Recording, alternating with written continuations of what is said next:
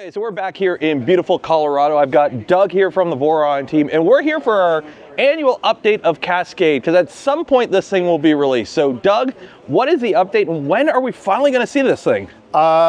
It's being released this weekend.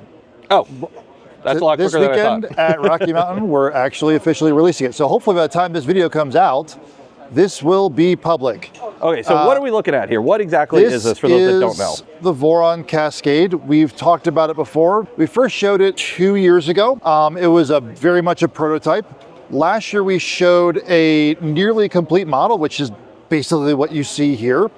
And this year we're officially finally releasing it. It's been a long-term labor of love. I originally started designing this 4 years ago. So it's been a long time coming. We've been through a bunch of major iterations, major changes. And honestly, like running through this year, I basically didn't touch it for 10 months because of life and things. And reality is I've gotten some help, but I'm generally the only one working on this. So it's just been a lot of load, and I'm just glad to finally get this out the door. Okay, so it's a desktop CNC. What specs are we talking about here? This is a desktop sized, intending to be a CNC machine. I designed it to behave just like a much larger CNC machine, not necessarily a router, but as a true 3-axis CNC. It has, in terms of physical envelope you could work in, it's 275 millimeters, about 11 inches in X, 220 millimeters, about 8.5 inches in Y, and 90 millimeters, about 3.5 inches in Z. I didn't go much taller in Z just to make sure we kept the rigidity in all of this frame, because we want this to be as performant as possible. My goal with this is to make something that could cut aluminum really, really well. And it does that great. That's a little example we did at the very end of the show last year. You may have seen the clip. And that was done in one depth of pass. So that shows you how much this thing can just go through. So that means the cutter was cutting the full depth and doing multiple passes around to get to the final shape, for those that don't know. So compared to last year, what has changed on the machine? Very, very little. Okay. A lot of final tweaking and tuning, right? A lot of final tweaking, a lot of CAD updates. We went through and I redesigned the e-stop mechanisms. At the time we were running a little 5-volt controlled relay for our e-stop. Now there's a full mini contactor in there. So it's actually legitimate full contactor stop. So when you hit the e-stop button, it cuts power to everything except the Raspberry Pi. Okay. So it kills it all, and it does a really good job.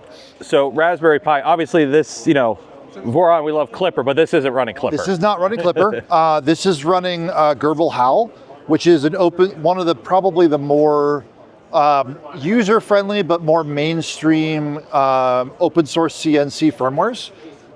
We are also running, and the display there is a G-Sender interface. It actually worked out really nicely for us because G-Sender has been doing a lot of really good updates over the last 12 to 18 months, which has really honestly benefited us. And I've actually been chatting with one of their developers, and they've been super open to comments and feedback from us as we try to get this working for our own platform. Awesome. Some of the bits and parts you're going to look at are probably not true to fit for the final thing. This is ultimately a prototype test mule. So there's some things on here that Steve's machine over here is going to look a lot nicer in certain aspects. And so we're just happy to get it out the door, because I wanted to, basically last summer I hit just hard mental burnout. And like I said, I'm the only one doing the most of the work on here. So these are open source projects. It's not like there's a company founding it or anything like that. I'm doing this myself. Again, I have occasional help. I don't want to discount any of that or throw shade at anyone, but it really has just been my project, and I'm just getting it out the door for me. This is for me to I've finally finished this, and other people can do what they want with it. And what are we using for electronics here in the box? Can we take a peek in here? Yeah, so let's look at Steve's, because it actually looks really nice. This is running a Big Tree Tech Scylla control board, so it's really nice because it has the motor drivers and controllers already baked onto it already. You can see the Pi, which is actually set way up top. And then we have our power supplies up here and over here. We got our VFD in the middle. And the VFD right in the middle.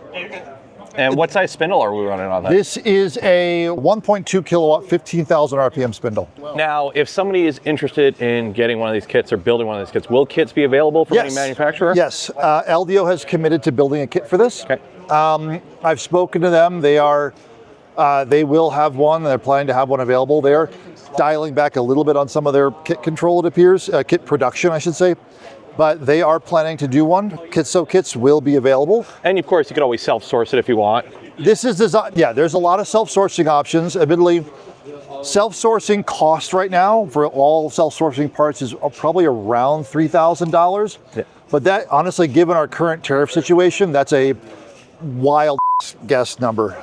Now, are you required, if you wanted to build one of these yourself and self-source it, are you able to bootstrap it, like build it using off-the-shelf stuff and printed parts? No. Or do you need machine parts? No, you'll need, this has about 7 custom machined aluminum parts that go in it. However, I've already spoken to a bunch of folks that are gonna like try to actually produce the CNC parts.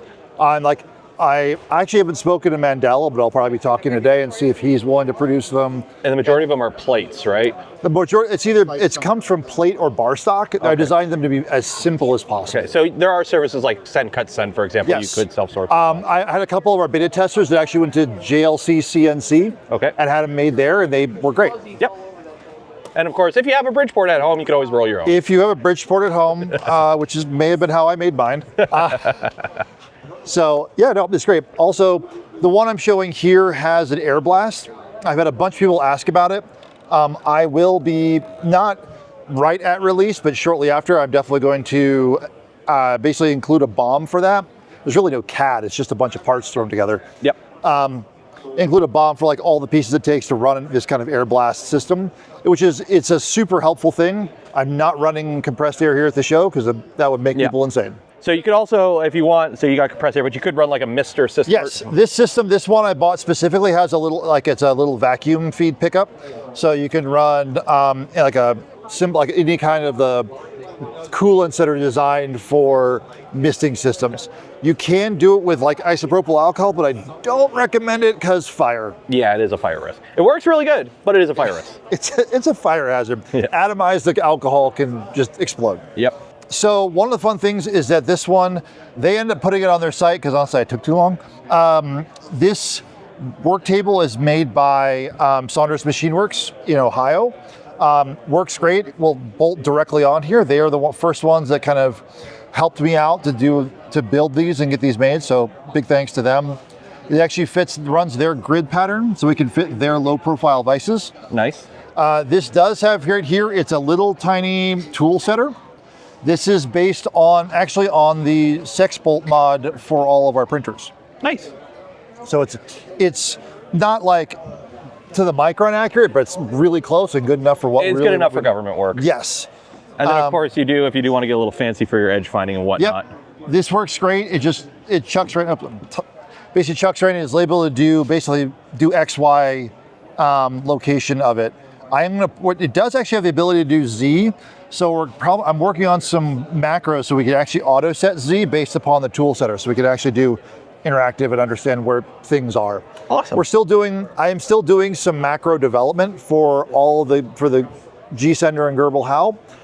That will not be done at release, but we're going to keep working on it. And I'm sure once I put it out there that other people are going to have ideas and build things and do mods and everything else. Like this is as much as a platform as any of our other Vorons designed to be modded. So if people want to do customizations, build things out. Yep. If you want to go crazy and do flood cooling on it. If they want to like redo the bottom, because this does not support flood cooling. It's the bottoms. There's too much stuff in the bottom right now. But if people want to make it be like put the electronics in a separate enclosure. If people want to make it super wide or super deep or change other things, feel like go to town. I love it. So this is designed to be like as capable as you can, but working and get done like the things I would want to see in a machine of this size. Awesome. Well, I'm sure there are those that are very interested in this. Yeah. And hopefully, by the time this video gets edited and up, I'll have a link in the video description for all the information. So you can go ahead and build one of these yourself. All right. So awesome. Cheers, Doug. Thank you, sir.